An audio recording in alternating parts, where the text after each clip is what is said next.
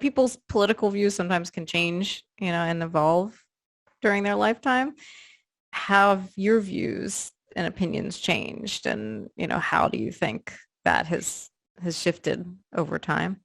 Yeah, most definitely. I mean, literally, like, okay, when I was, this is wild, when I was 17, when I was 17, I went to the Republican caucus in Minnesota because I was going to be 18 before the election. So I knew that I was allowed to be there. And then literally over the course of that summer, I learned that all of the Republican candidates were against gay marriage. And I thought that was pretty cringe. So congratulations to 13-year-old me. Then after that, became like a Ron Paul supporter. And I was like, Ron Paul seems cool. He's probably in favor of gay marriage. He's a libertarian, right? And well, then I found out that he was against gay marriage too. And then so by that, like by the election day, I actually ended up voting for Obama. Um, and and then from there, right? From there, I started reading like a lot of Noam Chomsky and stuff like that. Started watching like the Young Turks. And I had already been watching the Young Turks a little bit at that point. Um, but then I sort of kept going like further and further to the left, like especially once I went into the military, that ripped the Band-Aid off a lot for like the United States role in the world. Um, and then like for a brief period of time, I called myself like a libertarian socialist. Before I started, like, I mean, literally one of my best friends, like one of my absolute best friends in the world, Grom, uh, he's another Twitch streamer. Um, uh, um, like he asked me to like outline my ideal model of democracy. And it was basically like, this tiered delegation system of like you vote for like a local representative that's definitely on board with you, publicly financed campaigns, all this stuff. And then they just send representatives up where the local is in charge of a ton of stuff. But the central government, right, exists basically to make sure that all of the local governments have what they need to do their jobs. And when I explained that, he was like, you just like reinvented like Soviet style democracy, right? Like, that you just reinvented what like most Marxist countries use. I was like, oh, and then I started diving into like Marxist theory. And then that's, where I am today. I like the willingness to evolve. That, like, I feel like some people have that, but a lot of people, just kind of learn one thing and they stay in one place. So I think that's really interesting that you kept diving in and doing more research and things were evolving as you were learning.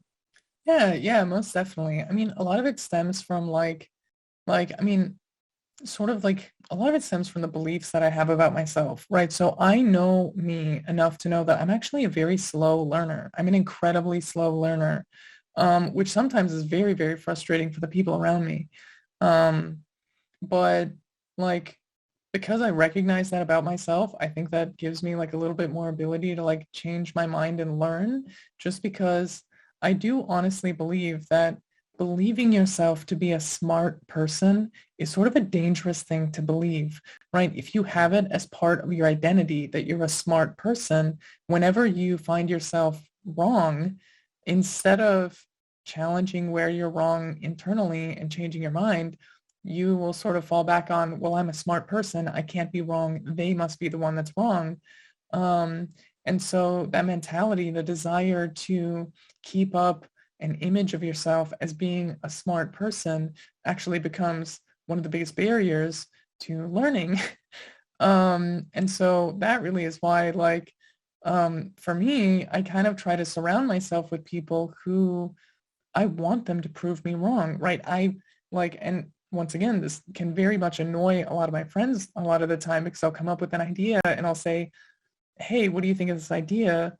And then they're like, oh, I think it's fine. And I'm like, okay, but am I wrong? Like, please tell me how am I wrong? What am I missing? Right? And I will actively seek out where I am wrong.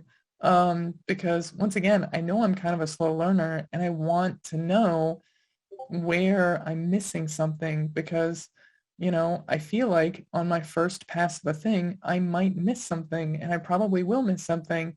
That's why like some of my favorite books, I have read them like 3 or 4 times to try and like fully understand everything that they're saying. So in that sense, I think it's a little bit of an advantage for me to not only be a slow learner, but to know that I'm a slow learner.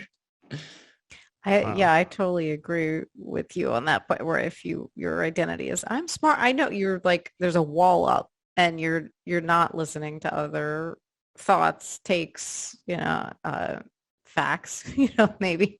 Uh, and I think that is a problem for sure. But it sounds more like you're a lifelong learner, which is really important.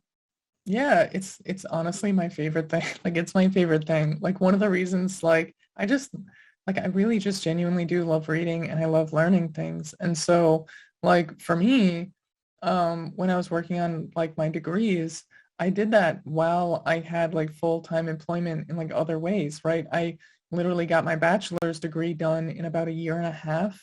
Um, because that was like my recreation, right? That was like my fun thing to do was to just like soak myself in learning things.